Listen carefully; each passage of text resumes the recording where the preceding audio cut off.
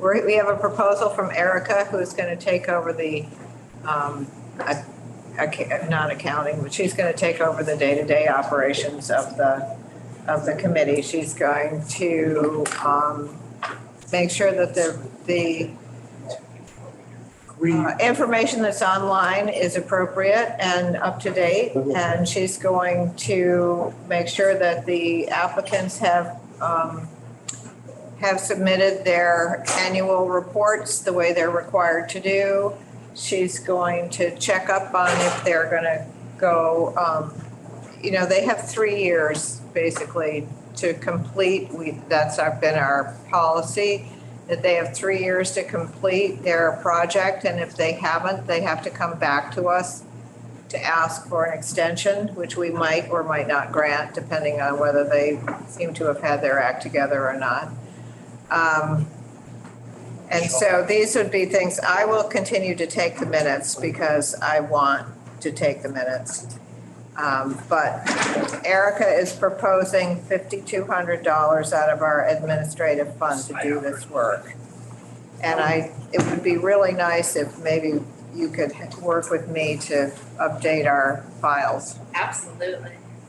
Which are there, but. I think, from my perspective, I think it's a great idea, and I would like to propose approval of the idea for this committee. It's terrific. Erica does a great job. That's a motion? That's a motion. I'll second the motion. Second. And Erica, how do you spell your name, with a K or a C? It's actually got both. This is a great idea. Ericka. Okay, and last name? Oleson. O-N. Okay, all right. had E. I had E too. Yeah. Oh, well. Okay, all right, so Jay, Tom, and Second, Tom I second. made the motion. We have, Call for yep. the vote. All in favor? Aye. Any discussion? Okay, it's unanimous so far. Gary, are you here?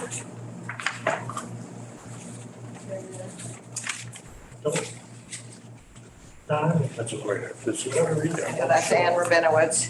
Ann, did you hear that? We have to do a roll call. Anne's in the Caribbean or something.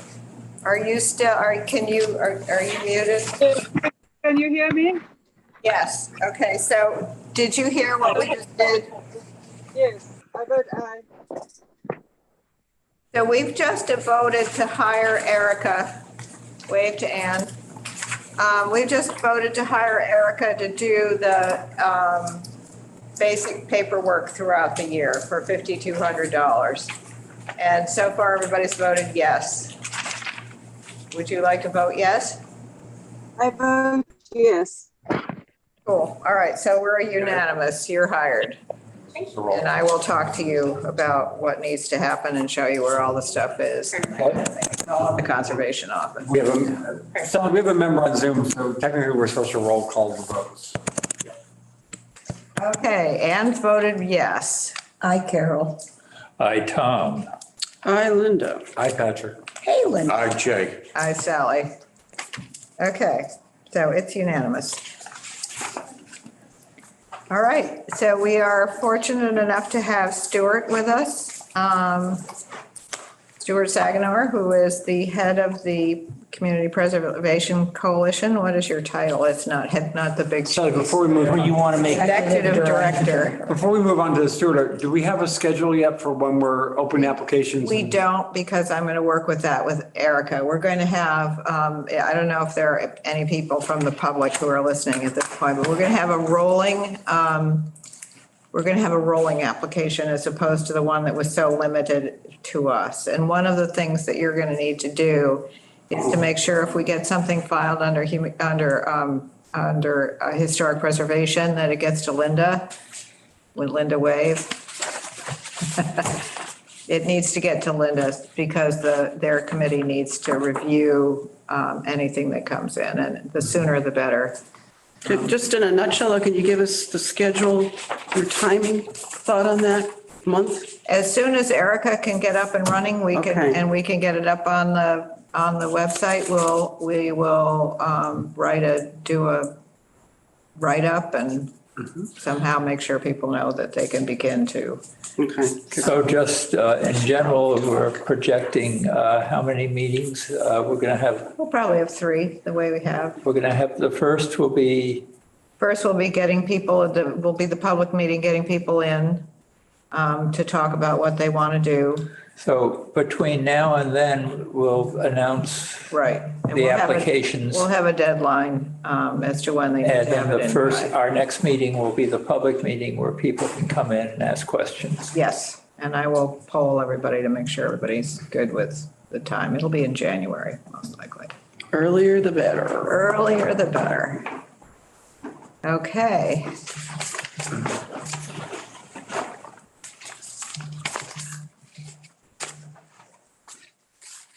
I can't see you under your hat. Can you give Sorry, us? Sally, it's Randy. Oh, hi. Forgive me.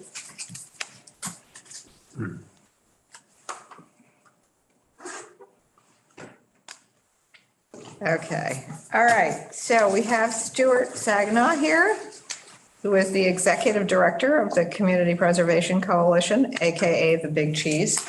And, and he is going to give us a presentation on what's happening in the outside world, outside of Stockbridge. And welcome. Thank you. So it would be helpful for you to all introduce yourselves, actually, and tell me which board you represent. And then if you're new to the CPC, because didn't know exactly the mix of folks who are on the CPC or new. So I have some information on here that's more basic for new folks, and then, some high level stuff too. So it'd be great to know who each of you are and how long you've been on the CPC. And I'll get the presentation up on the screen too. Sally Underwood Miller, Chair since 2000, I've been on since 2002. And you're from the CONSCOM cell? Concom, yep. Gotcha. Carol Owens, I'm the select board rep for 10 years or something. Okay, great. Tom Stokes, and I'm serving my second round as on the Community Preservation Committee, and I am currently representing the Board of Assessors. Just point of information, can we move the screen slightly so that people will be able to see Stuart better? Yeah.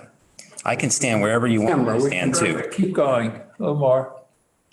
Yeah, that's great. Thank you so much. And the Business Housing Commission. Didn't understand that, Ann.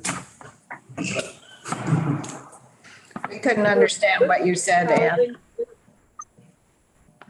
Can you hear me now?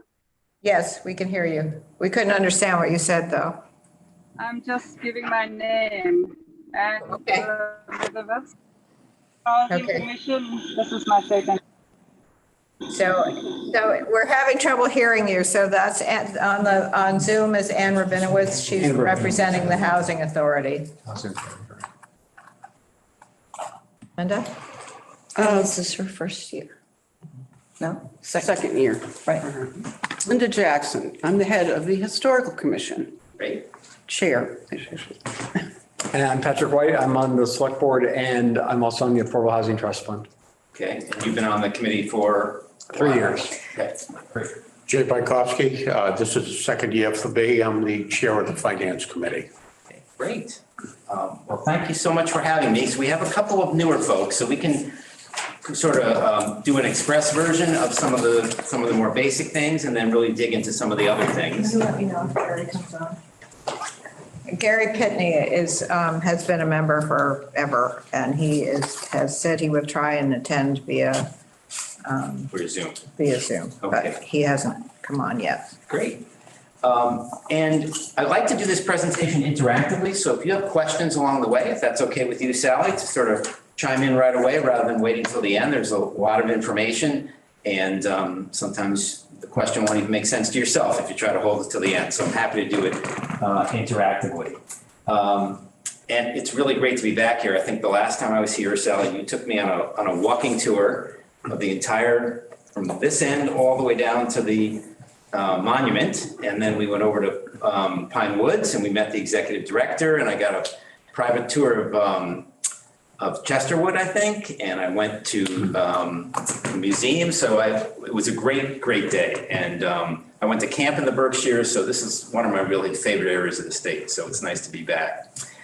Where would you like me to stand so you can look at me and the screen at the same time? Is this? So it's good to see yourself from the bottom. So just try to stay in the frame. Okay, I will. There you go. Mike, is it Mike? Patrick. Patrick. One of those Irish names. Go like this if I stray out of the actually, if you'll give me 1 second, I think something I have here will make it a little easier, which is a remote control. Now that I see the setup, I think that will be useful. And Ann, can you hear Stuart? Because the mics are up at the table, obviously. Or did we move? There's one over here. Oh, okay, good. He has one. And I missed what committee Ann was from. The Housing Authority. Housing Authority. And a veteran member or a newer? She's been This is with her us second on and year. off, but she's here for Right. this is This her is her second second consecutive year, yeah. Great. All right, let's see if this will work. Excellent. All right, now I won't have to move too much. All right, great. So let me just quickly tell you about our organization. I'm the executive director of the Community Preservation Coalition, and we're a nonprofit in Boston, but we're actually just a combobulation of all these other nonprofits. You can see we have a nice cross-section of housing folks and historic folks and open space and recreation organizations on our steering committee. And we also have representatives from local CPCs. So as a matter of fact, we just had 3 openings. You might have seen us advertise. We had 40 applications for 3 openings. So there was a lot of interest from folks across the state who wanted to be on the coalition steering committee. And we also have some at large. So there's 21 folks who meet quarterly. Our quarterly meeting is actually next week, and they set the advocacy policy for the coalition, which things we're going to advocate for on Beacon Hill, the guidelines for how we do our work, and anything a typical steering committee would do of an organization like ours. And the stuff we do is very similar to the services that you get from whatever trade association represents your interests. So Mike has Mass Municipal Association that provides him with training and education and advocacy on Beacon Hill on behalf of municipalities. And Sally, you have MACC, right? The Massachusetts Association of Conservation Commissions, and or Mass Housing, Mass NARO does the housing organizations. So we do that for CPA communities, particularly for community preservation committees, but really anyone in a CPA community that has questions. We handle about 4,000 technical assistance calls per year. So we're a pretty busy place. And technical assistance, I think, is what we're best known for. But the third thing on the list here, the advocacy, I think, is perhaps our most valuable service. We spend a lot of time, it's no accident that our office is a block from Beacon Hill, from the State House, because we spend a lot of time there advocating on your behalf. Either advocating for changes to the program that are beneficial. There have been 11 updates to CPA over the years. Have you done any recreation projects in that wasn't allowed before 2012. We spent 5 years making that change on Beacon Hill. Have you done any historic documents or artifact work? That was added in 2006. That wasn't part of the original legislation. So things like that, there are updates that make it more valuable for you folks, and we advocate for those. We also, unfortunately, have to advocate for changes that people propose that wouldn't be to your benefit. A lot of that work goes on behind the scenes, where the sausage is made on Beacon Hill, but we're watching every bill that goes through there. There are 6,000 bills a year, and probably about 20 or so are on CPA. And a lot of them would not be to your benefit. So we educate the legislature on that as well. And then the last thing is we advocate for extra money for the trust fund. And we're going to talk about that tonight because that is a real hot topic right now for the trust fund. So I hope all of you use this as a resource. This is our website, communitypreservation.org. I don't think we've ever taken anything off this website in 20 years. It is a treasure trove of information on CPA. And particularly for you folks, I highlighted that tab right there, the technical assistance tab. And I would encourage you to, particularly if you're in your first couple of years on the CPC, to spend some time there. And it's organized by category. It's easy to find things. There are literally hundreds of articles on there about all different topics related to CPA. And it's a great resource to learn about what things are allowable, how communities do best practices, how communities have done projects that you're interested in doing. There's been 15,000 projects. Someone's probably done this before, who might have a best practice for you to learn about on our website, or maybe things for you to avoid when you do these projects. So spend some time for you too to learn about CPA. It's Erica, right? That's a great place to start, that technical assistance tab. So what's happening with CPA? So we just had an election, actually. I'll show you on the map in a second, where 5 new communities adopted CPA. You'd think after 20 years, anyone who would have been interested in CPA would have adopted, but we still have a tremendous amount of interest. We had 9 communities on the last presidential ballot adopt CPA. So there's still a lot of interest, even though there's only 351 cities and towns and we already have 194. People continue to be interested in CPA, which is terrific, but it also puts some pressure on the trust fund, which we'll talk about in a second, because we're kind of all in this together from a trust fund perspective. The cities have really taken a shine to CPA in the past decade or so. The first decade was mostly communities like Stockbridge, smaller communities, rural communities. But the cities were slow to adopt, but they have come on. And that's why 70% of the population lives in a CPA community right now, because we've added Boston and Pittsfield and Chelsea and Holyoke and Springfield have all adopted CPA more recently. And the stat I love on the bottom, that's my favorite stat about CPA. I don't know if I'll be able to say that forever, but no one has ever revoked this program. Every community that has ever adopted has really found tremendous benefit in the program and kept it. It's only even made it to the ballot 3 times to be revoked, in Northampton, Sturbridge, and Hingham, and it was soundly defeated. In other words, folks stepped into the voting booth and said, I know this is a voluntary tax, but I like it. I see value in it. And the program has never had a challenge that has survived. So We've given away $6 million over the course, that is incredible. which is really, $6 million. And the population of Stockbridge is 2,000. it's 2,000 year round. That is incredible. I mean, we have a lot more that are part-time. That is a great statistic. So this is definitely my favorite map of the state, hopefully yours too. It's the 194 CPA communities. The ones in green are the towns, and then you can see the growing number of orange communities. If you had looked at this map 10 years ago, there wouldn't be much orange on it, because the cities really came into CPA, like I said, very recently. The stars are the communities that just adopted a couple of weeks ago. Chase, our communications director who prepared this presentation, always loves to challenge me by putting the stars right over the name of the community. So I'm going to get some memory. That was Shelburne up north of here, and the city of Worcester adopted CPA for the first time on the ballot, and they got it done. Westboro, Natick, and Boylston. I got it. So those are the 5 new communities that just adopted CPA. And there's already one on the ballot for next year. Shirley's on the ballot for next year, and Danvers is gathering signatures right now to put it on the ballot. I don't remember if you had to gather signatures, Tom and Sally, or was it done through town meeting? There's town meeting on the ballot. Yeah. In Danvers, they're collecting signatures right now. So I expect there'll be not nearly as many elections in the next couple of years, because we have an off year coming up, but there will continue to be new communities. Well, there are 3 of us that have been, Tom went off for a while, but Linda and I have been on since the very beginning. Very beginning, since 2001. Yeah. That is terrific. I joined I'm from the North Shore of Boston, a little town called Boxford. And I joined my committee in 2001 as well, and was chair for the first 5 years. And then I took this job at the coalition in 2006. I actually did both for 1 year, but doing CPA day and night was a little bit of a challenge. So I stuck to the day job.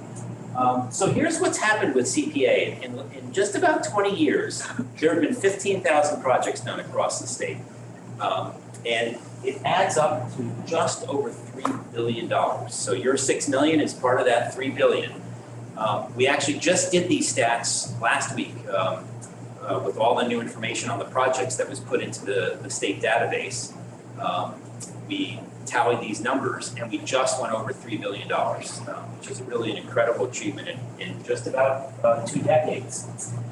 Historic preservation is definitely the most popular category of CPA, with almost half the appropriations coming in that category. The money, however, rolls up pretty evenly among these categories. Even though historic has many more projects, they tend to be a little bit smaller. So the money is actually pretty even when you look at it statewide. 34,000 acres of open space. Outdoor recreation is definitely the hottest category of CPA.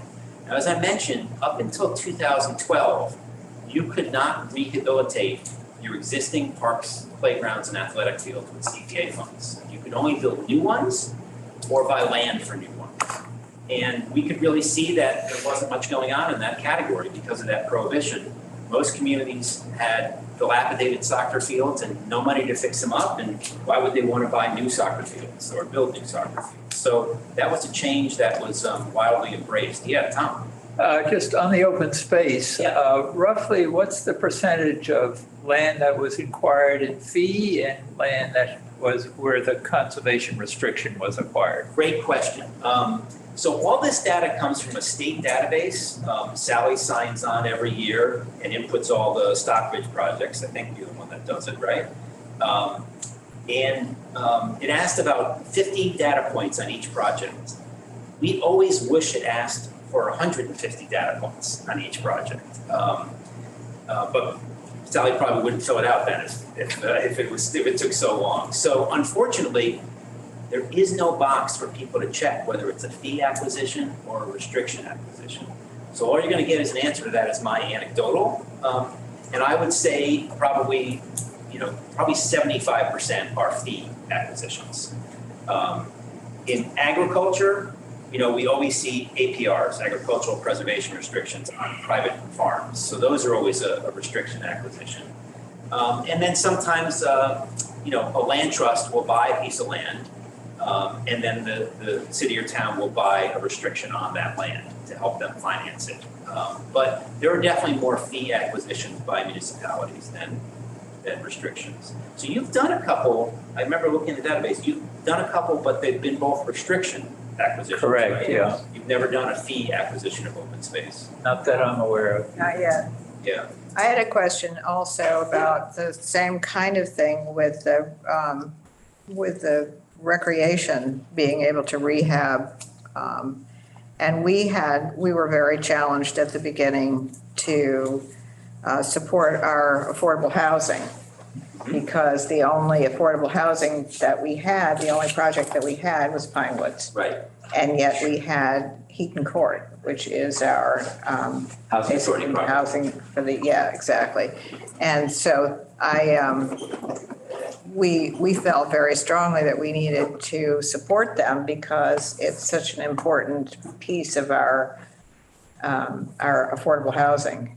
And it was not acquired with the affordable housing or CPA money. Right. So, All the housing authority properties predate CPA. yeah, so we had to wiggle around that. I wonder how is that going? Okay, a great question. And we'll talk a little bit more about this when we get to the allowable uses piece, Okay. because it's more visual on a chart for everyone else.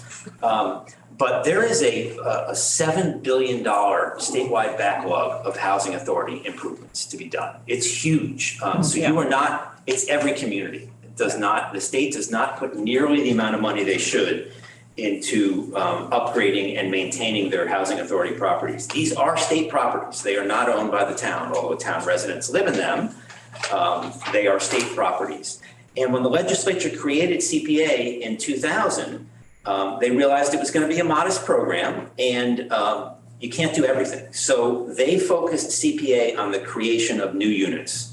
In other words, a Pine Woods type of project rather than a Heaton Court type of project. That was their intention with CPA. And sure enough, even though there's a $7 billion backlog, there's probably hundreds of billions that need to be spent on building new housing to accommodate the demand in Massachusetts. I mean, you all know, you read about it every day in the paper and hear about it and hear the struggles people have of buying housing. And your part of the state was actually a lot more affordable. And then the pandemic hit and everyone wanted to move here. And I think real estate's gone up here tremendously too and become very difficult. I was just reading something in the Eagle last night about that. So it is a challenge. I don't think there's much appetite among the whole constituency and to sort of water down the act by adding a wide open use like that. But there are some limited things you can do. It's probably more detailed than we have time to get into today. Yeah, we There have. are some certain things that you can do, and you've probably taken advantage of Yeah, that we narrow window there. We've been back and forth with town council Yeah. as to what we can do. Yep. And Jay has initiated the Affordable Housing Fund, Trust Fund, so we're now into a whole new sort of. Right, but the trust fund can't do that work on Keaton Court either. That's again for new creation. Right. Yeah, Jay. Stuart, on these categories, are there ceilings on monetary allocation for these 4 categories, or Not ceiling. it's just project-based? Yes, but there is a minimum, and actually that slide's coming up, so why don't we table that question? And Thank you. I'm gonna get to that. All right, so moving on. This is sort of some of the basic information, just to review, which is always good, of what you folks are responsible for. And, you have to have that public hearing, and that's great to hear you talking about that, because some communities don't realize that, and they miss that point. We've walked into communities that haven't had a public hearing in years, so that's terrific. And you have to advertise that in a local publication each of 2 weeks prior to the public hearing. That's the requirement in CPA. It has to be advertised in a local newspaper if there are any left, and you guys do have one. Each of 2 weeks prior to every public hearing is the requirement in the law. And the hearing is to get the public's input on new things that you can do. Some folks make the mistake and think that you have to present your project recommendations every year at a public hearing. You do not. You can. Some CPCs have 2 public hearings, one at the beginning of the year to kind of set their priorities, and then one right before town meeting to kind of do a dry run of the presentation to show people what the projects are. But the purpose of the statutorily required hearing is to get input from the public on things they want you to look at doing for the community. Hopefully you folks have a community preservation plan. A lot of the communities that adopted in what I call the wild, wild west days of CPA, 2001, 2003, 2002, we didn't have any in 2002, but never really did a CPA plan. But it is required under the Act to do a CPA plan. So now that you have some administrative help, that might be something you want to look at. The good news is there's 150 some odd CPA plans out there. We put the best ones on our website. And we put them in a Word document so you can cut and paste, and there's a lot of great ideas and a lot of things you'll learn from creating a CPA plan, and you can borrow and steal from other communities. I mean, $5,200 is not going to buy a full-time 40 hours a week for a year from America, and you're all volunteers, so it's hard to find the time to do a plan. Some communities hire consultants. I think in a community your size that probably is not necessary, but it is a requirement of the law that you do one and update that every year. And I know we missed this in my community. When I was chair in 2001, it didn't come to our attention till years later that we hadn't done a plan because our organization didn't do technical assistance at the time and there wasn't much information on CPA and it was all new. So not surprising that some of the early communities haven't doubled back to get that done. And of course, hopefully you get reports from the town staff of what's in your accounts, what's in each of the reserve accounts. You should be getting regular communication from them so that you know how much you have to spend every year. And then the last 2 are really the nuts and bolts of what you do, right? You prepare a budget every year. Hopefully you prepare a budget every year that you present to a town meeting for passage, and you recommend projects every year. Those are really the nuts and bolts of the 2 things that a CPC does. Yeah, so it's confusing to prepare a budget because we don't know how much money we're going to have. Right. So we have traditionally figured out kind of where we're at in the world in terms of we get the information from our assessor who tells us that the revenue has been whatever it's been. And then we depending on how the trend has been going, like if it's been a 30% match or a 50% match or a 100% match, we kind of go very conservatively when we're trying to figure out our match on what it was the year before, Right. What month is your town meeting, Sally? May. May. So there are, and we're going to talk about this in a second too, but these two pieces of the budget that you just mentioned, the local and the state match. The local piece, your assessors and tax collector in every other community, they do a projection of the coming year. So you can't do that, but they can. And they do. Oh, good. Okay, so Yeah. that's easier. The Yeah. state match is a little more difficult, but the Department of Revenue does put out an estimate every April on what they expect the trust fund to be. Yeah, which is We wish- usually beyond our It's closing. late, and that's why I asked when your town meeting was, Yeah. because we wish they did it in February or March. Right. But they'd be dealing with only a few months worth of data at that point, so it's Right. hard for them too. And a matter of fact, this year, they missed the mark. They didn't estimate conservative enough. And some communities are upside down, but luckily we're gonna get some surplus money, which I'll talk about in a second, which will bail them out. But what you can do is you can, use a conservative estimate and put that as a placeholder in the warrant. And then when you get to town meeting, if DOR's projection is substantially higher or lower, you can move it slightly differently on town meeting floor. That's one thing you can do. Yeah. You'd have to have a meeting, of the CPC in April sometime after DOR's estimate comes out. Do you meet that late toward town meeting? I would suggest you do that. It's worked out okay. It's Yeah. just kind of weird. Yes. Because we'll go into our first meeting and we'll have the information from the accountant telling us what their projection is. And then the last few years, we've been figuring a 30% match. Sometimes we've gotten a 50% match, and that's just gone into reserve Yes, funds. into the undesignated reserve. And, but once we have started our meeting process, we'll get the report from our accountants, which thank goodness have now become a little bit more understandable, thanks to Michael, and his staff. And, so that he'll tell us we have X number of dollars in reserve. And so when we go to vote, we'll say, okay, we've got this much money, which has traditionally been around $350,000 roughly every year. And if there's some project that we are particularly enthusiastic about, we will pull money from the reserve. We will say, we have this much money in the reserve, so we can use that for this project. Yeah.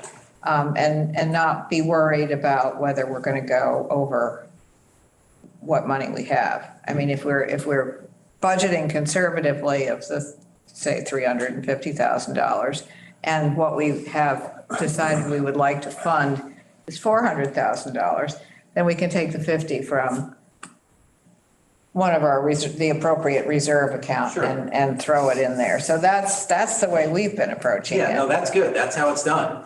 But that's for your project recommendations. I'm talking about the next year's budget. That's money you already have in the bank that you're going to be recommending. But for next year's budget, do you spend only what you have, or do you spend the next year's budget as well? We figure out what we think the next year's budget is Okay, going to good. be. Good. And then if we want to spend more than what we think You the go next into your year's, then we reserves. go into the reserves. Gotcha, okay.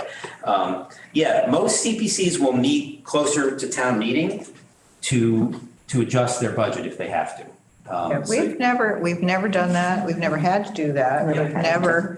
We've never screwed it up. Right, okay, good. So that's All right.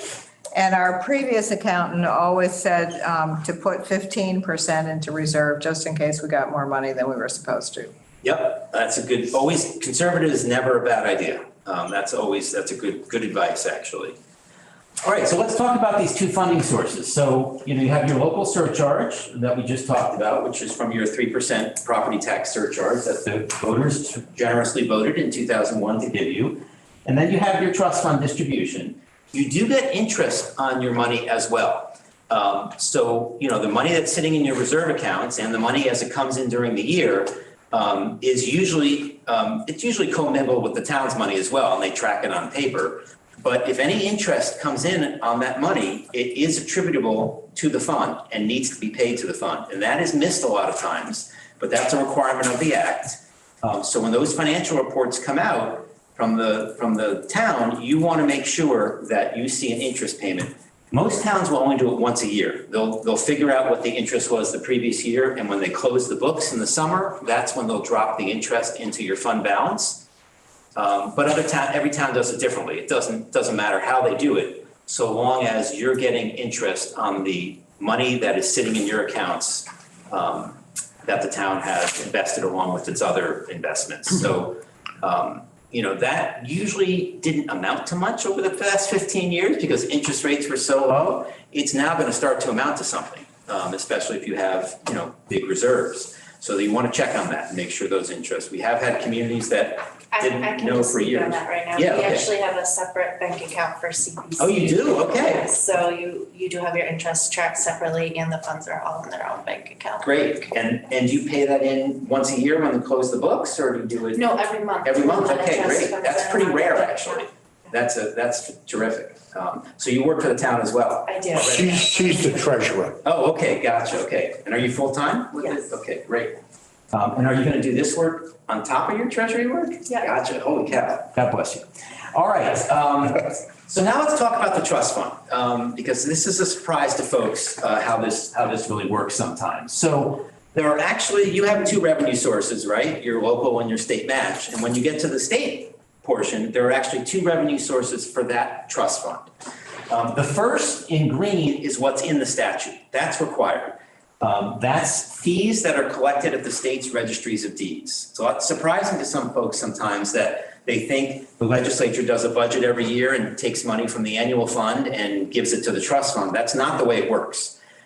We have an amazing funding source for CPA. When the legislature passed CPA and Governor Cellucci signed it in 2000, they added a fee on top of every document filed at the registries all across the state. It was a $20 fee. For most documents, municipal lien certificates were $10. And that is a true trust fund. That money goes right from the window at the registry to the Department of Revenue. The only thing they can do with it statutorily is to pay it out as a match to you every November 15th. That's when you get your match.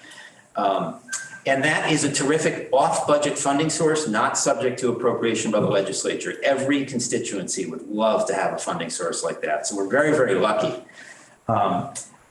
But unfortunately, we went, almost 18 years without those fees being increased. So we lost about $8 of the $20 just to inflation over those 18 years. And the number of communities that passed CPA skyrocketed. So you saw the match. When you joined, it was 100% for the first 6 years. It got down as low as 11%, and it would have fallen below 10 into the single digits the next year. And we saw that coming a long time ago and started working in 2007 to get the legislature to raise those fees. It didn't happen until 2019. That's how hard it is to shake loose money from the legislature, because everyone comes to the legislature wanting money. But we did get those fees increased. So now the fees are $50 for most documents that are filed at the registry and $25 for municipal lien certificates. I should mention to you, these little numbers down in the corner, you'll see. I'm sorry, what did you say the 25 fees were? Just municipal lien certificates, just that one document is. I see. And I was gonna say, that blue number in the corner, that, tomorrow morning, you're gonna get a copy of this presentation by email. And there are 10 of those little blue reminders, and you'll see in my email to you, or Chase's email to you, they link to articles about this topic on our website. So you can follow up on information by following these little links in the presentation we give you tomorrow. All right, so the second funding source is in red because it's not guaranteed. We have to go up to Beacon Hill and lobby for that every year. And a lot of times we ask you to contact your legislator as well to ask for that. And that money comes from the state budget surplus. Believe it or not, the state has a budget surplus most years. And we ask for money from that to be transferred to CPA. And 7 out of the last 9 years, we've been successful. So it's added up to over $100 million at this point. We're at 86, so now we've got 20 this year, so it's about 106 in terms of money that's come from the state budget surplus that's added to the trust fund. but that's not guaranteed.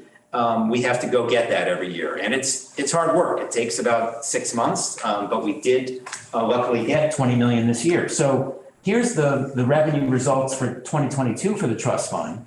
The green, the fees at the Registry of Deeds were enough to give every community a base match of 30%. And when we talk about percentage matches with CPA, it's a percentage of what you raised locally. So if you only got the base match, you get more because you're a 3% community. But if you only got the base match and you raised, $100,000, you get a check from the trust fund for $30,000. You folks are very lucky in that you got your electorate to give a 3% local surcharge. There's about 70 communities that still have a 3% local surcharge. A number of them have cut it back. And we don't see any communities passing 3% these days. There's only been 2 in the last decade that have passed at 3%. It was a different economic time back then. My community in 2001 passed at 3%, and we still have it. So it's a terrific funding source, and you get more money because you're at a 3% community. You get a second and third round of funding from the trust fund. So it's a great funding source, and it's great that you're at 3% because it results in a very big state match for you folks compared to others. From the state surplus, we were successful in getting 20 million this year. That's double what we got last year. Of course, the state surplus was $3 billion last year. So they were feeling a little generous. And so we asked for more money because we could see the trust fund was going down. We're based on fees collected at the registries, and what's happened to the housing market, right? There are a lot less houses being sold, and refinancings are the biggest contributor to the CPA trust fund. When people refinance their mortgages, no one's refinancing a mortgage right now because interest rates have gone up so high. Everyone who could refinance has already done it. So the trust fund has dramatically declined over the past 6 months or so. That 20 million has not been distributed yet. So you got the 30% amount on November 15th on time. We just checked today, and the 20 million has been transferred from the comptroller's office to the Department of Revenue. And so probably sometime in the next 30 days, we hope to see a supplemental payment. They had to do this last year too, where the transfer didn't happen in time. And so they sent out a supplemental payment in January last year. You must have ended up with a match at 100% last year, or darn close to it. You remember? Remember. We've gotten 100% a few times. Yeah, I'll bet you when got other 100% people last haven't. year. Yeah. I'll bet you did, which is amazing. And maybe with the 20 million this year, do you know what the percentage was that you received? The amount that you received on the first round? No, that's okay. I have it in my book, but I don't know it off the top of my head. All right, so I want to show you when they raised those fees from $20 to $50, what it did to the trust fund. So in the last full year on the left, at the old fee structure, the trust fund brought in $23 million. In the past year, it brought in $63 million. So that increase in fees was dramatic in terms of the impact it had, and your match shows. You went from a base match of 11% in the last year of the old trust fund. Last year's base match was 43.8. Of course, probably rocketed, like I said, to 100 because of the extra round. So it was terrific that we finally got this done, which you hadn't taken since 2007, but we got it done. All right, so now let's double back to that budget, because we kind of did get off a little bit, a little tangent into the budgeting. But you folks do it like everyone else at the same time as the general municipal budget. Some communities do it in the spring, in the fall. They have a regular fall town meeting, but most do it in the spring. You do have to vote on that budget recommendation, which you probably do, to town meeting. And you figure out that budget, as Sally talked about, by taking the total of your local money that you get from your assessors and your tax collectors, and you add the state match estimate that DOR gives you in April to that figure.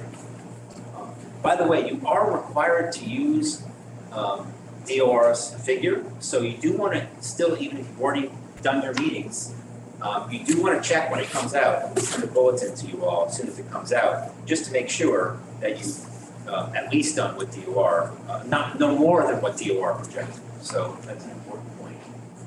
All right, so now to your question, Jay. What are the requirements about how you do your spending?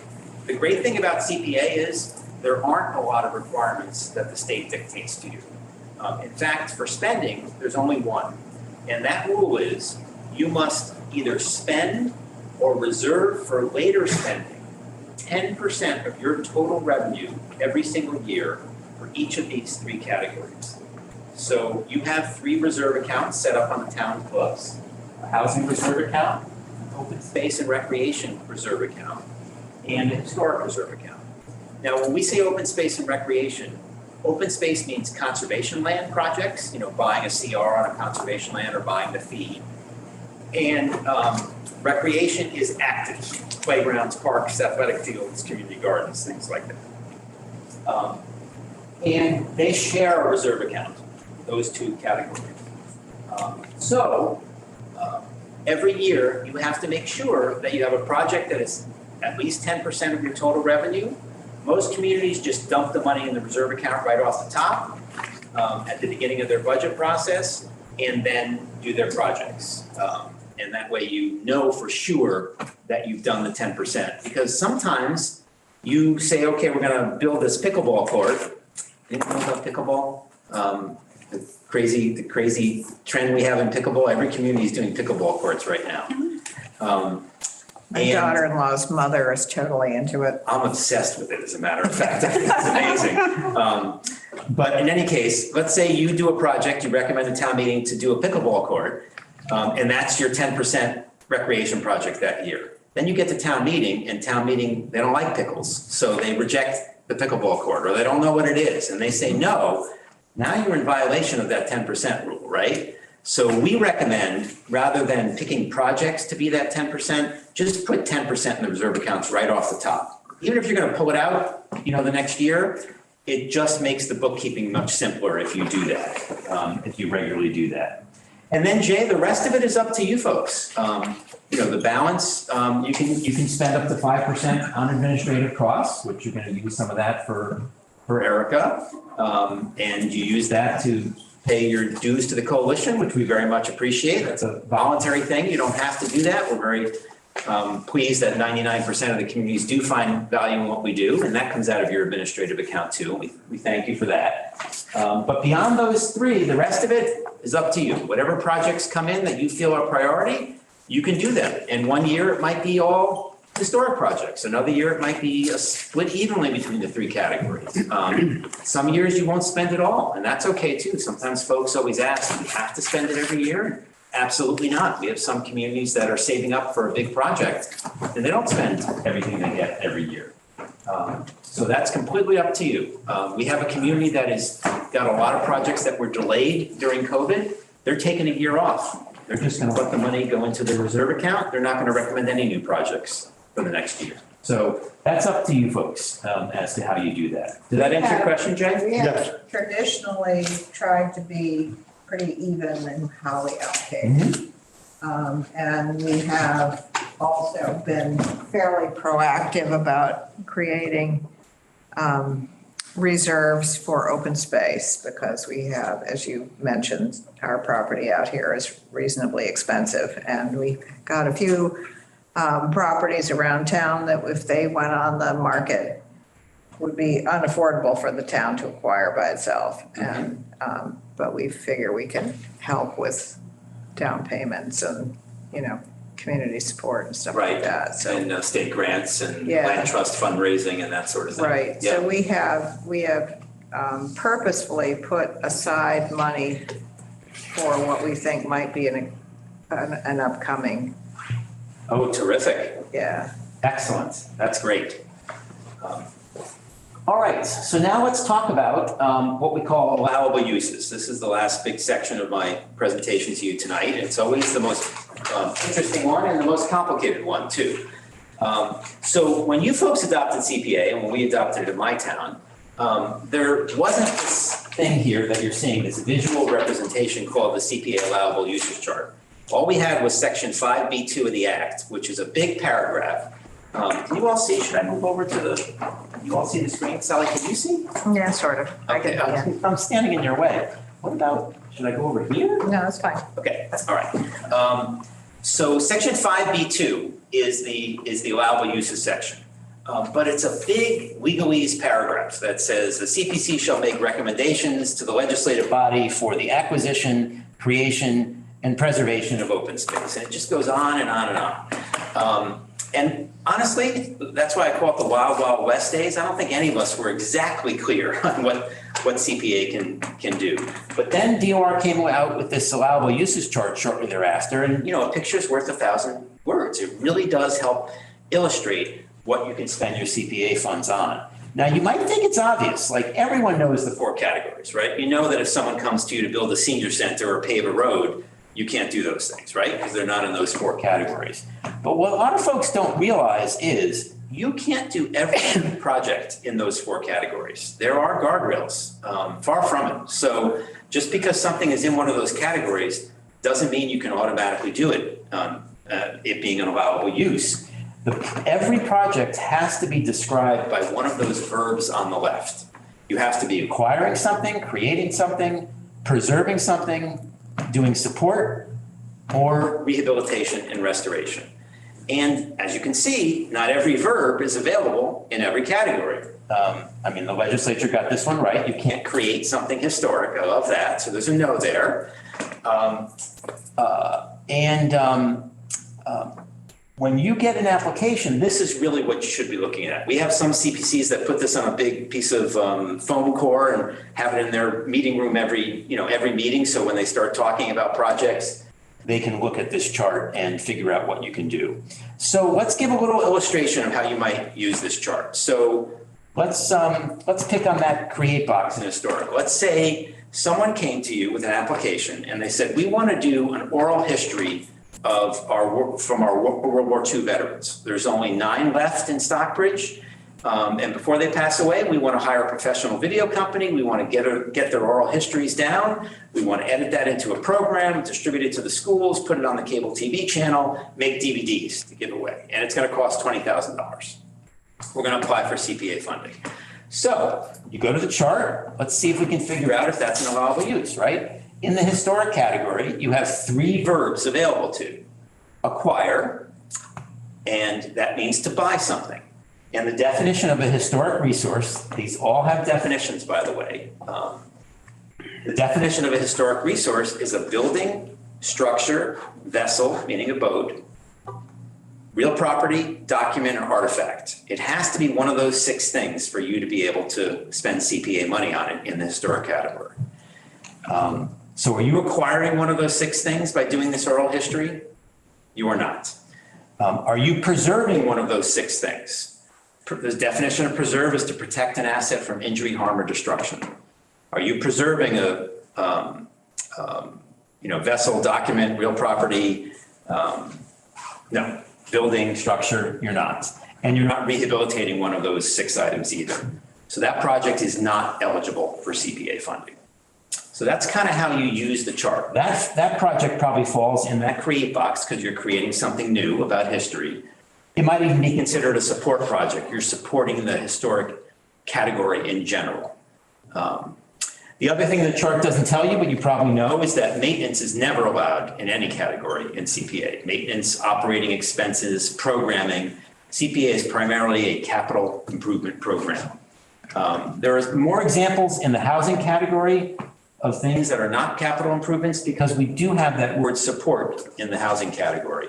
And that allows you to do things like rental assistance programs, first-time home buyer programs, writing a housing production plan, hiring a housing coordinator for the town if you wanted to create new housing opportunities. So you have a lot more flexibility in the housing category because the legislature knew housing was going to be hard. You mentioned it right off the top, right? That's a hard category to get at. And you folks actually were one of the first to have success with constructing something new with Pine Woods. That was an amazing project for a community that is only 2,000 people.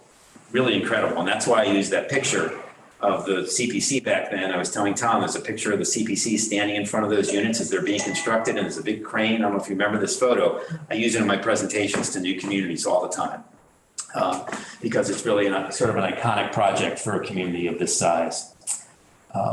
So that's the chart. Any questions on the allowable uses chart? There is a version on our website, on the allowable uses page, which is the most popular page on the website.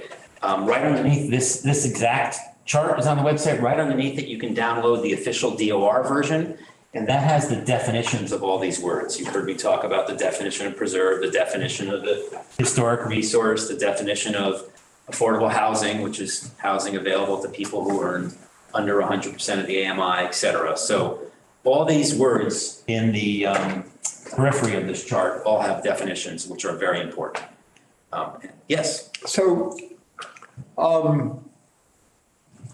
sorry, I have a question related to both Heaton Court and Pine Woods. On Heaton Court, where it wasn't created with CPC money, if we wanted to add a building and, for example, like do, planning or architecture or activities around evaluating whether that was possible. Yep. Is that because it's creating new housing? Exactly. That would be allowed. That's not in the rehabilitation box. That's right. Rehabilitation is fixing up an existing affordable housing unit or building. So can you give us in a creation box or your preliminary work just to kind of do a feasibility study to determine whether there's even the land there and it can support the septic or the hookups or whatever? That's probably a support project. Okay, but those are all yeses on Heaton Court. Absolutely. And can you give us some examples of Pine Woods allowable projects since that was created with CPC money? Yes. Okay. Great question. So you built Pine Woods when? It was not. A long time ago. Yeah. 2004, 2005, something like that, right? Cool. So we don't have, matter of fact, I don't know. No, I have never seen, in the 15,000 projects that have been done, I've never seen a project take advantage of this little, sentence down here in the rehabilitate box to rehabilitate a CPA housing unit that was acquired or built with CPA funds, because the act is only 20 years old. And what we have rehabilitation work that. But you have one, right? Because like I said, you were one of the first to actually build a unit from scratch, particularly in a size like this.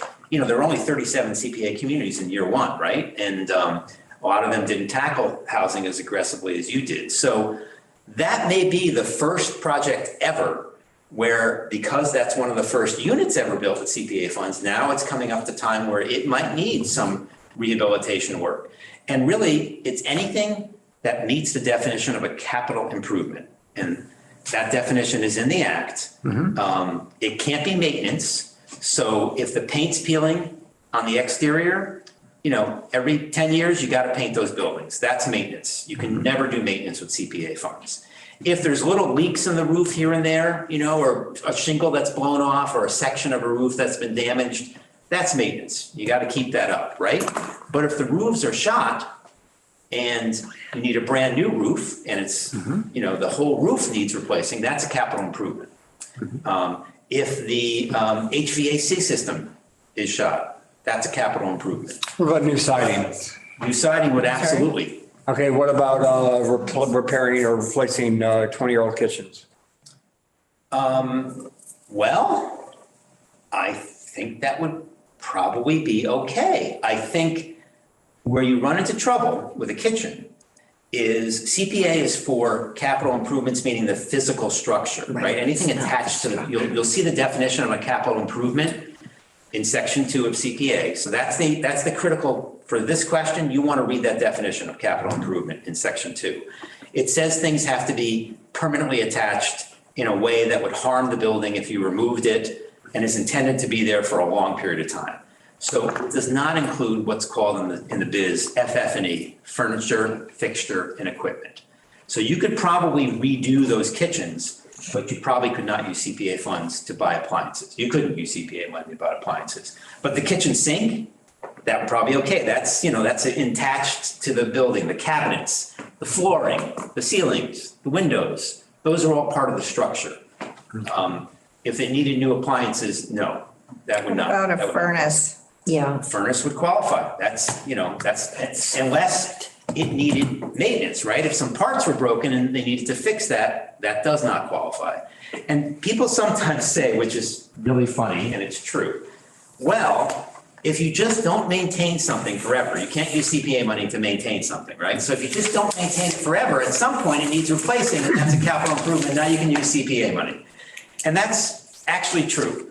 But I don't know of anyone who deliberately lets their assets go to pot just so they can use CPA money after 15 years of it rotting away. So it sounds good, but no one does that. So yes, a furnace, again, you can't change the filter on it. You can't do the annual cleaning. You can't replace one little part that's broken. But why can't you do a furnace that connects to, a gas line, but you can't do a stove that connects to a gas line? Because if you look at the definition of a capital improvement, the furnace really fits that definition, whereas FF&E does not. And these are fine lines, right? This is a nuance here. You really have to look at that definition and look at the project and see what you need. But appliances really, they roll right in, they roll right out. You unplug them, they roll right in, they roll right out. I mean, where would you stop there? Like, could you buy toasters, new toasters for them?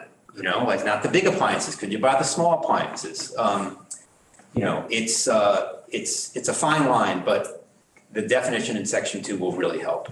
Yeah, Jay. Where typically do communities get advice as to whether or not these projects qualify? Great question. So there's 3 places you can get advice. You can come to us. We are not attorneys. But I think we know the law probably better than anyone because we live and breathe it, every day. And we also have a gigantic database of town council opinions from communities all over the state, past DOR opinions, lawsuit information because communities get sued over projects, So we, of those, remember I mentioned there were probably about 4,000 technical assistance calls that we take every year. I'd say 70% of those are allowable use questions. Like that is the number one thing. That's why that page on our website is the number 1 page, the allowable uses page. Everyone has questions about allowable uses because this chart looks kind of nice and neat, but as we saw when we dug into it, right? It's Patrick, right? Patrick, yeah. Yeah. When we dug into it, it's not so simple because you got to look at the definitions and and that sort of thing. So that's the first way, Jay. The second way is you could ask the Department of Revenue. They have a 6-person legal staff. Good luck with that.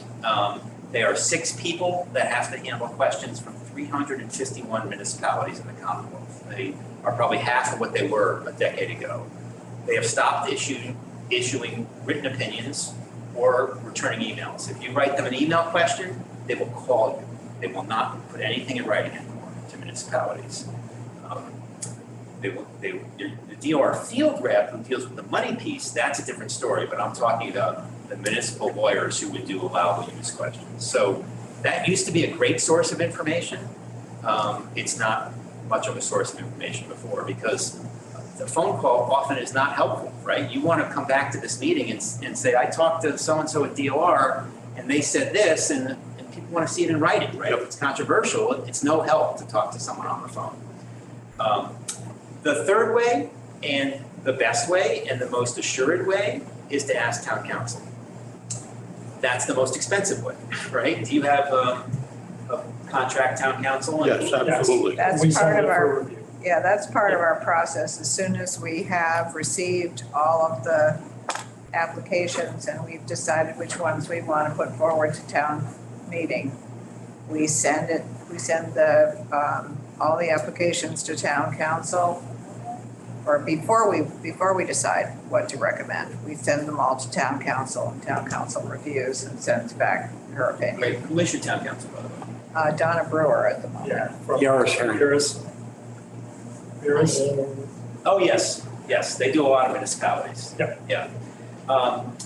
But, Jay, you might be talking about questions when you're in the grocery store and someone stops and says, hey, you're on the CPA committee, I was thinking, can we do this? Or Tom was talking about a project, before. He was like, I'd like to do a canoe launch in Lee, we're not in a spot where I know about in Lee. And, is that allowable? So, that's a role that we can play, and we're happy to do that.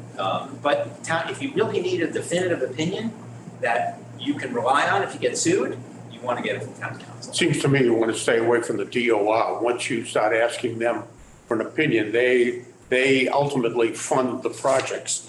And if they tell you no when you're going in a different direction. They are not, they have no enforcement ability on CPA, except for the money piece, to make sure that the accounting is done properly. But when it comes to allowable uses, they don't want to deal with it. That's why they sort of cut back their, when CPA started to grow at 194 communities, every community has 7 to 9 people on their CPC. They were getting really inundated with a lot of questions. But we conceptually can go to you conceptually. And then if we need to develop it further, we go to legal counsel. That's a great plan. Because obviously, once you get legal counsel involved, you're talking about legal fees, when it can get pretty expensive. And that's why, you do pay a small membership dues to us, and that gives you access to our technical assistance. So like I said, we're on the phone all day long with allowable use questions. It's the number one thing we get. I have one more question Yeah. that's been going on now in our town for a long time, and which is, has the town of Acton versus the church, Yep. has that been settled? Well, definitely, but not very satisfyingly. Okay. It muddled the waters more than it did Yeah. anything. The SJC made a ruling. Does everyone know what we're talking about, or should I give a This quick is, recap? can we fund rehabilitation or work on a historic church? Right. The town of Acton was sued, and the case is the only CPA case that's ever gone all the way to the Supreme Judicial Court. And they issued a ruling which was very muddled, frankly. And they referred it back to the local court for more information, for more discovery. And at that point, the churches withdrew their application. And so the lawsuit was dismissed at their request. The town of Acton had already spent, are you ready for this? $250,000 defending themselves in this lawsuit for an $86,000 grant. And the reason they did it, I asked them why. And Acton is an amazing community. They're like, town meeting wants to do this, we will go to the ends of the world to defend the rights of town meeting to do what they want, And so, it was very admirable of them. And they took it on the chin for the rest of us because you and everyone else received a public records request from this National Separation of Church and State organization. And they were looking for a test case. And they settled on Acton. I thought maybe they settled on Acton because they just started at the top of the alphabet, done those cases. But turned out it was really the type of project that Acton was doing, which was stained glass windows with religious imagery. And they thought that would give them the best chance of winning the case. And in fact, they did win that piece of it. It's very clear you can't do that, anything with religious imagery right now. But the rest of it is really still pretty muddled, Sally. And I hate to say it, a lot of communities are still doing these projects. Others have shied away. I am hopeful actually that there's another lawsuit because we need some clarity, and it never got finished.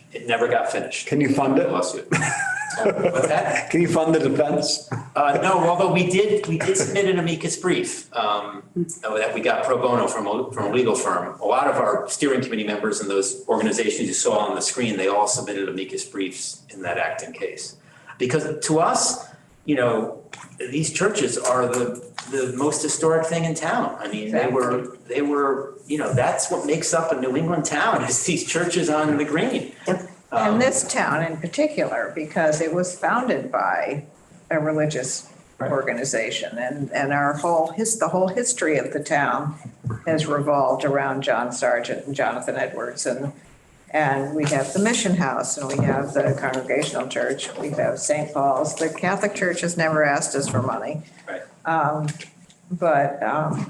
there's also another church in Glendale, or Interlaken, sorry, that, they're all, it was, as you say, it was the fabric of the community. And it has the chimes and all of these. But if the National Separation of Church and State folks are listening, we don't plan on funding any of these projects ever again. Right. So let me address that for a quick second, Tom, and then I'll come to you. So the lawsuit was not on the national establishment clause. So our federal constitution has the establishment clause that, that protects the rights.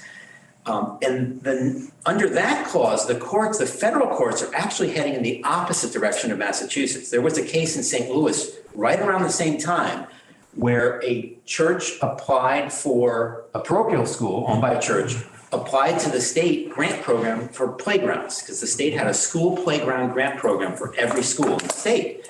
And they applied and they said, oh, but we won't do parochial schools. We won't do schools owned by religious institutions. And they said, well, you're discriminating against us because we're a religious institution. And that's not prohibited in the Establishment Clause. You can't discriminate against people in the United States. So they went all the way to the Supreme Court and they won. And the state was forced to give them a grant for their playground, just like they gave the public elementary schools. This lawsuit in Massachusetts was against an amendment to our state's constitution called the Anti-Aid Amendment. It's from the 1800s. It was an amendment, frankly, to keep the Irish Catholics out of power and tamped down in power when they were coming over in big immigration from Ireland during the potato famine. And, the powers that be wanted to keep them in their place, and they did not want to fund schools for the Irish Catholics. They wanted to keep them as laborers. That was the essence of the Anti-Aid Amendment from 1848 or something like that. We still have it. It's an amendment to our state's constitution, and that's what they sued on. And you read that amendment, which is on our website. We have a whole article about this called Can You Fund Private Projects? Because it doesn't just affect churches. It really affects every grant to a private organization. You read it, and it's much more restrictive than the federal Establishment Clause. So that's what they sued under, and that's why they had some success on the lawsuit. Whereas at the exact same time, a similar suit at the federal law level went the exact opposite way, which is why I hope there's another lawsuit in Massachusetts, so hopefully we can be on the federal track, to allow these things, because they are significant historic resources. So you're not doing, since Acton, you're not doing those types of projects? No, we have been. Oh, no, we are. Yeah, I was just kidding about it. Okay. Oh, yeah. We have You're not alone. You're not We alone. have stated very specifically at every meeting that our reasoning behind it is that this is an historic structure. Right. The historic structure is listed on it has passed all the secretary's requirements for an historic structure. Right. We are funding the structure, not the religion. Right, not any religious ritual or Right. icon. And are you sticking to exterior work? No. Windows. Well, windows are Yeah, but they face the interior too. Yeah. That was part of the problem. They were, That's part of the regular windows, right? Not religious. there are no stained glass windows. There's no religious symbols in that church. Yeah, no, that's Cross and there's somewhere. That's part of the building envelope, the windows. It's like a Yeah. public space too, Right. because it's used for concerts and a lot of activities for the community. Right, So but it's all, I would urge a little bit of caution on anything interior. I think that would probably be more likely to be raise a red flag. Because the interior is what's used for religious purposes, where the exterior contributes to the character of your community and the fabric of your community. Last year, we had a request for handicap accessibility to the Jonathan Edwards room, which is the auxiliary part of the Congregational Church building. So it's not the actual church part of it. It's the community space and their offices and stuff. That was still exterior, wasn't it? I'm sorry, It it was was, so but they were doing an ADA ramp, and they have all kinds of community activities that go on in this building that have nothing to do with the religion part of it. So we said, go for it. Yeah, what the SJC said about the fact that some of these Acton projects weren't on religious. One of them was on the stained glass windows, others were not. One was a master plan for the historic preservation of the building. What the SJC said is they felt that even if the work wasn't being done on an actual religious imagery, if it was being done something like ADA access or something like that, that it frees up money for the church to spend on their religious mission. And one of the other reasons they picked Acton is in the application, the church unfortunately said we can't afford to keep up our building and also do the programming we need to fulfill our religious, intention. And so that was really damning on them. And I think, so that's where the muddled area is, because there's a yin and a yang there, between the tremendous historic value and the community events. Every church does tremendous amounts of community work and community events and hosts things there for free for the community. So it's still a little bit of a muddled mess. I'm quite surprised that this national organization has not, because there are a lot of communities like Stockbridge still doing these projects. And I'm quite surprised that they haven't, they've disappeared. We haven't seen for a little while after Acton, they were sending threatening letters still to communities that were proposing this. Haven't seen any sign of this in years. Yeah, we got one a couple years ago. Yeah, And it's been a few years, right? Put it in the circular file. Yeah, and that's when the Department of Revenue got the letter from them. They put it in the circular file, and Mass Historic Commission still does grants like this. So they're the one that started it, right? Mass Preservation Projects grant program for churches predates CPA. So they were doing it before CPA was, but this organization didn't want to sue the state, because the state has 500 people in the AG's office to defend them, and they got big guns, so they wanted to pick a small town they could pick on and get their case to the SJC without facing the Commonwealth of Massachusetts. So. Well, I still have I spend no sleepless nights thinking about that. Right. Just saying. And like I said, a lot of communities are doing that. So a couple of final thoughts for you folks. The CPA legislation actually does not say anything about who can apply for funding. The whole thing about the churches and private organizations and the different rules you have to follow for that comes from the anti-aid amendment, not from the CPA legislation. But in general, most CPA projects are on 501c3 operated properties and government buildings. Then you see some of these down below, I think non-incorporated entities is a real problematic area. If you get a neighborhood association or a group of people who want to park in their neighborhood, normally if you can't give them the money, they can't spend the money legally, then they shouldn't be an applicant. They should come to a town board who owns that land or something to do that. We sometimes see individual homeowners with historic homes apply, and that can be problematic. We have had some successful work on the facades of beautiful historic buildings. As a matter of fact, we have beautiful privately owned historic buildings, commercial buildings that are real contribute to the fabric of the town, right downtown. And sometimes we've seen facade work on those, but there's a right way and a wrong way to do those, so they just deserve extra caution down there in the red. So, how are we doing on time? We should probably wrap up, I think, but it's up to you. I have a few more slides, but it's up to you folks. I have one question. Yeah. We did have a request from an individual with a historic home wanting to help with redoing her roof, which was a slate roof, if I remember correctly. And we went back to her to ask her for more information, and she never came back to us with anything useful, so it kind of went away. Right. But we also had another application from an organization, which is a 501c3, the Berkshire Theater Festival, and they were doing restoration work on buildings on their property up by the barn. Yes, in the And parking lot and a separate shed. Town council advised us that we should not grant it because it was not technically always open to the public. Right. Can you speak to that a little bit? Sure.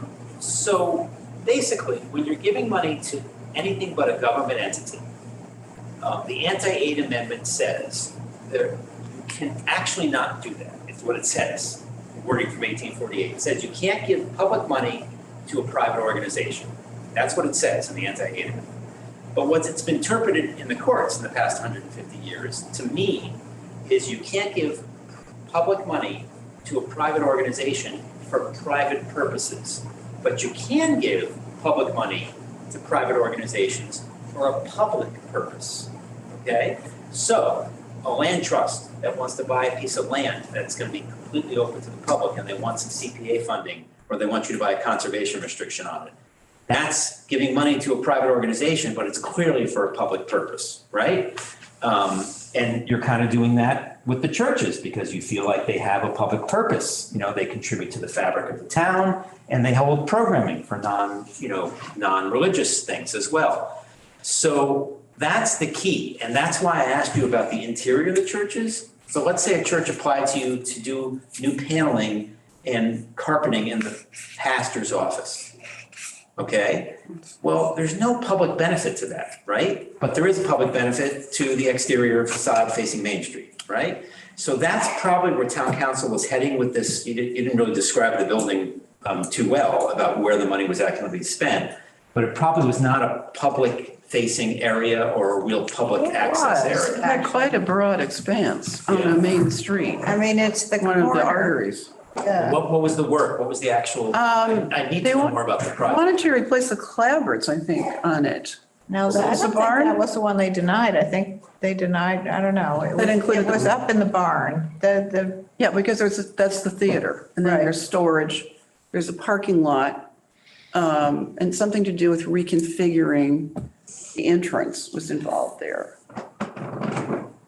But I think it was clavards. But they- Details on that, but. They didn't it was several years ago and I've forgotten. We can resurrect that. I mean, I have a copy of it, but I just Yeah, I don't mean, remember. we have copies and we have town council's report, but the bottom line was that because it was a private institution, which it is only, in my way of thinking, it is only sort of a private institution because they put on plays that the public goes to. Yeah, but the deal is though, that you have no control over that organization. So they could go bankrupt tomorrow and sell it to a condo development, right? So that's the deal with private organizations. You have no control over that, over So that how is asset. that different from giving money to a museum? Well, it isn't different. It is not different. So Yes, it is. really the best way. 1C3. Yeah, but so is the BTN. Theater, yeah, no, they they're are too both, as they're well. both, yeah. Really, you have to find a way I should've- to protect the public benefit of that grant. So what most folks do, and the proper way to do a grant to a museum or the Berkshire, is to get a preservation restriction on their building in return, held by the town of Stockbridge. Yeah. Now, that is to the public benefit. You own a piece of that building, you own the real estate, they can't rip it down, they have to keep it looking the same way you gave them money to make it look. And that is the proper way to do a grant to a private organization. Sometimes, for small grants, it's a little bit like hitting, a tiny brad nail with a sledgehammer to do a preservation restriction, and those projects are a little more difficult. But if it's a significant amount of money you're giving to a private organization, you should always get a preservation restriction in return. The smaller projects, you might have to find another way to guarantee public benefit. There are a lot of creative ways to do it. If it's such an iconic building right in the center of town, maybe that's enough public benefit, but you do have the issue of what happens if they want to sell it. So in that case, Great Barrington was actually the first ones to do this. Do you do grant agreements when you give grants to private organizations?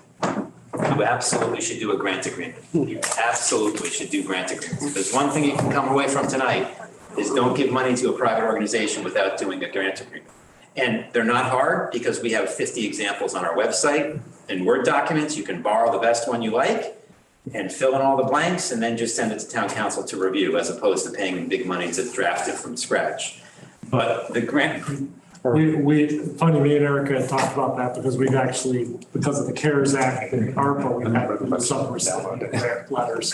you got In order to protect ourselves. yeah, perfect. CPA is no different. You're giving public money to a private organization, One thing that Great Barrington did, instead of a preservation restriction on a small grant, is they put in what's called a clawback clause, which said, if you ever do close the building to the public, or if you ever do sell the building, you pay us back. So that's another way to guarantee the public benefit. I don't see that happening. Yeah, I know. Yeah, but Really, I get it. it protects the public whether or not it's going to happen or not. Right. And some of those could have timeframes, like if you sell the building within Exactly, I think Great Barrington's does, because, you know, it's not, if you're giving them $20,000 for a roof, right? And you want a preservation restriction on the whole building forever, well, that's probably not fair, because the roof is gonna be replaced 6 times over before forever comes, right? So, you know, the amount of money you're giving has to be commensurate with the value that they're getting too, right? So there's a yin and a yang there. So preservation restriction for a big project is probably the right thing to do. For a smaller project, you know, a simple clause-back clause in the grant agreement, some guarantee of public access that will continue, whatever it is. There's a lot of creative ways you can get public access, but you need to be intentional about that. Do we need to do that if, so, you know, you probably know the structure here, but we have historic buildings owned by entities that are organizations, both national and state. Right, trustees, National Trust for Trustees, Preservation. right, Yep. and,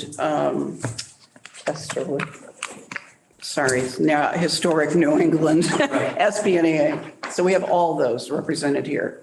So would you think we need to have that kind of arrangement with them? Well, Wouldn't the parent company have kind of a, no, I think at the very minimum, you would need a grant agreement with those organizations. Anytime you give public money to a private organization, you need a grant agreement. DOR strongly suggests you do a grant agreement.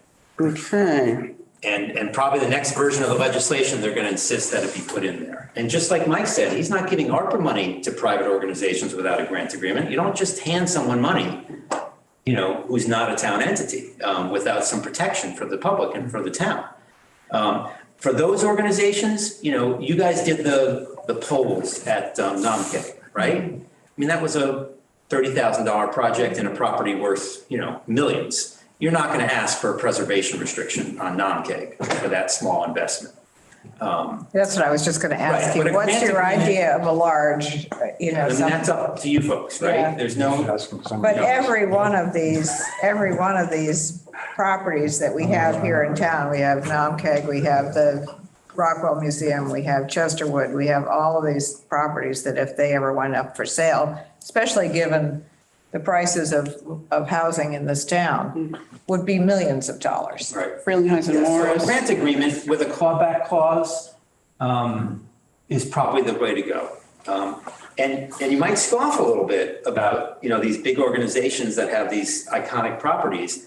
It happens all the time. We just got a call last week from a museum that's closing. They got CPA money and they're putting it on the market. And everyone is up in arms because there was no clawback clause, there was no grant agreement. That public money is going to be gone. You fixed up their building and you made their building more valuable and now they're selling it. So it definitely happens.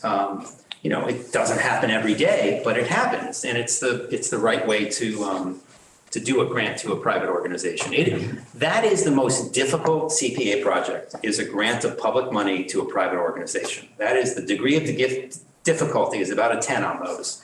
And for a it's the long one time, we do CPA the most communities- often. What's that? It's the one we do the most And often. many communities do. As a matter of fact, we have one community, which stunned the heck out of me, who said 100% of their grants are to private organizations. They never give any money to the town buildings, and that's right up the road here, Williamstown. I was shocked. When I did a presentation, I walked into their town hall, beautiful historic building.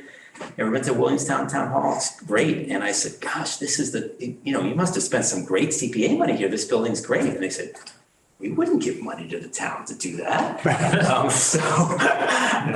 But most are a mix, you know, and some lean, you know, Plymouth leans very heavy into all the museums and the private houses. Salem, House of Seven Gables, all those, they lean very heavy into those, but they all do grant agreements before they just hand them the money, for sure. That's not why I scoffed at Yeah. grant agreements. Oh, okay. The reason I scoffed is because who cares about getting the $20,000 back if Naumkeag goes private and puts up a multiple housing unit thing? This town is in a terrible position, and $20,000 back in the CPC fund Yeah. will be irrelevant. Yeah. You're talking about major tragedies to the Mike, I town. guess, wants to address that. Well, and I would say that, like the one we did with the library, so we did the HVA system over at the library as part of COVID for COVID improvements. One of the things that these sub-recipients grant do say is that they're gonna comply with all laws that, for everything that they're doing, because you don't want it coming back on us that they used, however they funded it or did the project, that they didn't do it correctly, and then it falls back on the town. So having these sub-recipient agreements basically says they are legally responsible for carrying out, using this money appropriately and legally, so that, and despite the fact, like you said, 99.9% of all these projects are not an issue. It's at one time, somebody did something with a project they really shouldn't have. We don't want it coming back. So they're not overly complicated to ask. For the library one was a simple one, but it met the requirement. And the grant agreement is not just the clawback. I forgot your name, I'm so sorry. My name is Carol Owens. Carol. The grant agreement doesn't just have the clawback agreement. It's, 2 or 3 pages of all the terms of the project. CPA projects must follow the Secretary of Interior standards for historic preservation. Who's the recipient of that money is certifying that they're going to follow the Secretary of Interior standards when they get that money. The grant agreement says what happens if you have money left over? How is that returned to the town? It gives the terms of the payment. What paperwork does the town need to see in order to cut the check? You can't give public money in advance. It's always a reimbursement. You can never give an advance. That's Massachusetts general procurement laws. You always get a reimbursement. What sort of paperwork do they have to submit to get that reimbursement? What do you want photos? What kind of reporting do you want? It's all in the grant agreement, and it makes it very clean. You never have issues because you've gotten everything in writing. The state doesn't give out any money without grant agreements to private organizations. Matter of fact, they sign grant agreements with cities and towns too. They don't even want to give the money to the city and town without making them sign their life away. So, all right. So we just talked about the State Register of Historic Places, as a matter of fact. And this one, you have not acquired any fees on outdoor recreation. So this is, I think, the last slide. Just some general rules about CPA, some of which we covered and some we haven't. There's a no supplanting clause in CPA, and that basically says if something is a town expense, you can't shift that expense over to CPA. So an example, sometimes folks are asked to take care of all the clerk's record keeping. Well, there's state requirements for record keeping for town clerks, and you can't shift that expense to CPA. Sometimes folks ask to write certain plans that the town's required to write, and it's in the category of CPA, and they want the CPA to pay for it. Well, if it's a town obligation, you can't do that. That's what the supplanting clause is for. As we talked about, CPA can never be used for maintenance or operating or programming expenses. A lot of times it's a surprise to folks that recreation is for outdoor recreation only, not for any indoor projects, unfortunately. It's part of open space. It's part of the definition of open space. DOR refers to it as land as close as possible to its natural state. So think parks, playgrounds, athletic fields, skateboard parks, community gardens, things like that.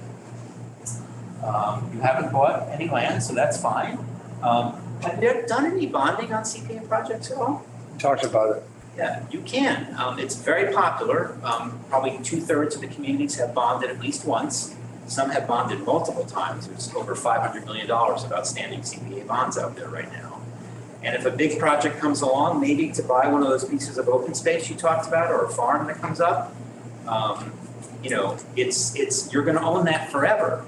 And the bond maximum term is 30 years. Most communities don't even go that high, but you can't go up to 30 years. But that's a great investment, to do something if you're going to own it forever. Now, typically it's done for big land purchases, conservation, big recreation projects, the kind you probably wouldn't have here with a smaller town, or top to bottom rehabs of historic building. You want to, rather than just nipping away, every year doing a few things on your historic town hall or whatever it is, you want to do top to bottom. We've had a lot of those, and bonding is the way to go on that. And we have a separate 30-minute bonding presentation, basically everything you want to know about CPA bonding. That's on our website that you can watch, or I'll zoom into one of your meetings if you're ever considering bonding, and I'll do that presentation live for you too. So that's basically it. That's been, oh yeah, Tom, you had a question. We skipped over it. Well, it's been a thorny question that I've been thinking of asking for some time, but we are pretty much out of time, so you have time for a question that's not a simple yes or no, or should I hold it maybe on the phone or something? Probably learned, I'll talk about CPA forever. I'm a CPA geek. I think this program is great, so I'm happy to do it if you. Well, let me just present it. We can take it from there. But I think, and your last point about bonding really addresses the point to quite a bit of extent. But there's an ongoing sort of question that a lot of us ask is, particularly with historic preservation to 501c3s, we get a plethora of applications. And there's sort of a discussion about, should we really entertain each of these projects? Could we just say no to most of them and pick just a few where we feel CPA is essential and be saving our money for major projects? So the ongoing question is, A, is it fair to if you have 30 applications to say we're going to pick just 3 or 4 of the ones that we feel most important and say no to the rest? Some of us would want to do that. Some would say that's not fair.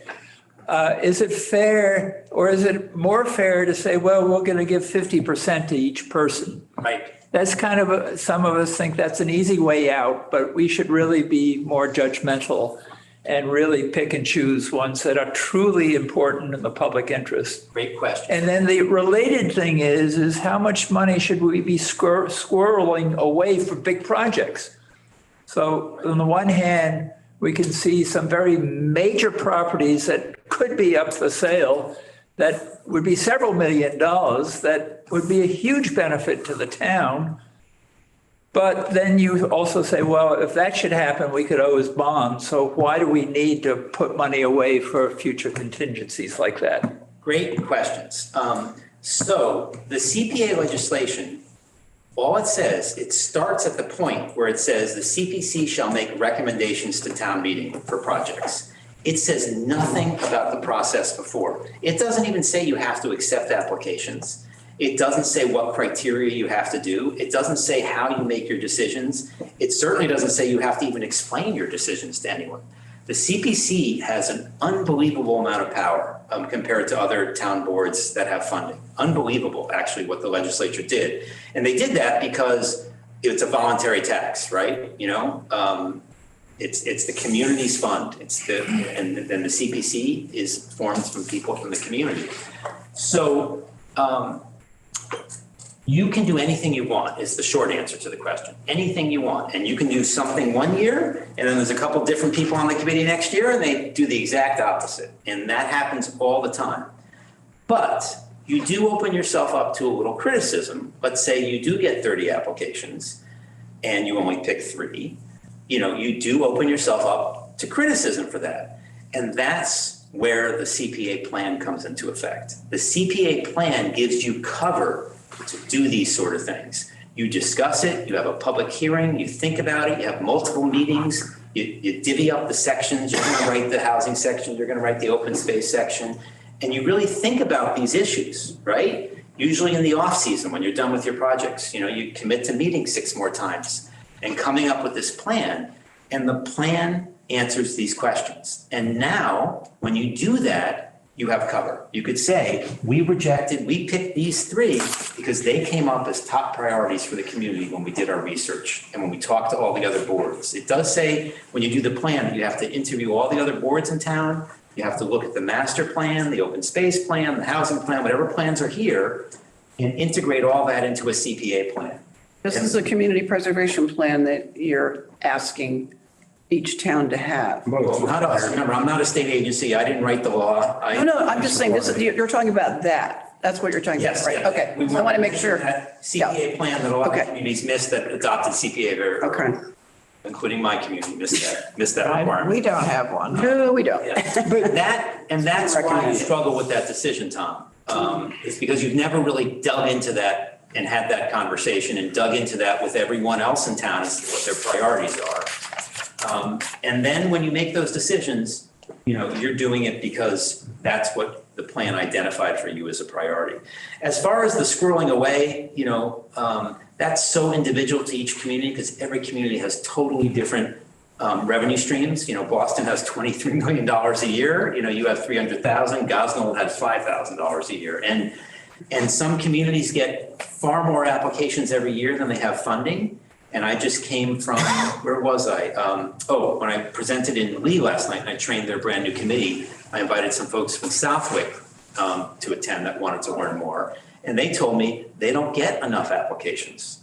You know, they're actually having a lot of money and they don't get enough applications. So that question is so individual depending upon your situation. But in general, the one thing that you said, which is true, is that's what bonding is there for. It never hurts to have a little bit of a down payment on bonded projects as well. So you're not bonding the whole thing and saving a little bit. But in communities that every single year they get far more applications than they have projects, it's going to be tough for them to save money because they don't want to pass up some great things that are being presented that could be done. So does that help? It helps a lot. I've gotten two really big takeaways from this. One is a grant agreement with the 501c3s, and the other is to have a plan, a community CPA plan or CPC plan. And I think We don't have an open really space plan. Pardon? We don't even have an open space plan. Do you have an expired one you could look at? Yes. Yeah, but it's 30 years old. Yeah, we're working on it. I think it's. We've got to work on it. Well, we don't have an open space plan, but we need a community Including preservation the committee. fiscal year 24 numbers and including undesignated and the 3 designated pots, what is your estimate of the total amount of grant making availability we have? I wouldn't give you that number without looking at my She's not in spreadsheet. it yet. She doesn't know. So Yeah. there is a form. She'll get it for you. Patrick, called the CP2. Have you guys ever seen the CP2? No. So you should get a copy of that every year. So the Department of Revenue requires 3 forms to be filled out every year by the town. The CP1 is a very simple form. It's what reports your annual revenue from the previous year. And it's basically, we raised 300,000, send us our check when the trust fund comes out. So that's a very simple form. And you know how much money you raised, so you don't need to see that form. The CP3 is what Sally does, where she is required to report the projects every year, and maybe Erica might have to take that over from poor Sally, she's been doing it for 20 years. That's where you put all your projects every year into the database. On the day before it's due. Yes, actually, The day 5 minutes when it before it was was due, due. but it got done, which was great. That's all that counts. You got your check, right? So we watch for communities that are a little delayed in Naughty. getting it done. We coordinate in that season. We don't Some want years I anyone do. to. So that's like the available report. Yes, so the CP2 is the profit and loss statement of your program. It's as of June 30th every year, the town does this form when they close the books, and they do it for every account they have. The CPA form happens to be required for DOR, it's called the CP2. It'll show you the balances in each of your reserve accounts. It'll show you how much money you spent on projects that year, how much money you earned in interest, how much money you spent out of your administrative fund, what money was turned back into the trust fund. And then it shows you all your revenue, how much money came from taxes, how much money came from previous year's taxes. You know, like people walk in the door and they pay their taxes 3 years late, and there's a little bit of CPA money that drops into your fund balance. So it's a 2-page form and it's really great. And most CPCs never get a copy from their accounting officials, and they have to file it with DOR. They do it, it's there. And, you know, you might not, it's not due till October 31st because some towns take a while to close their books. They get 4 months, but there should have been a CP2 done very, very recently by your town accountant. Okay, we'll get it tomorrow. Right.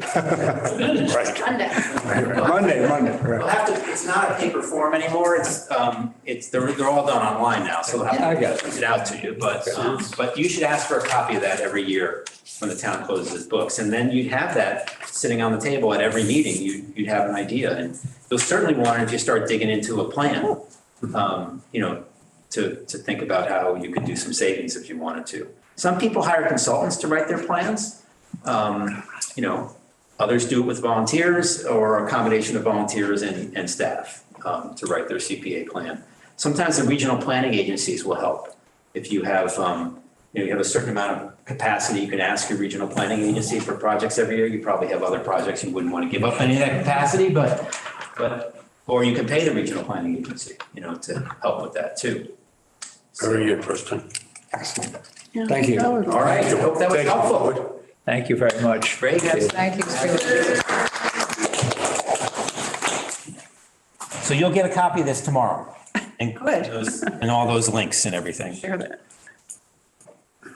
So you're still in a formal meeting, so I'm just going to clean up while you finish up. Yes, I move that we adjourn. Okay. Second. thank you. Can I ask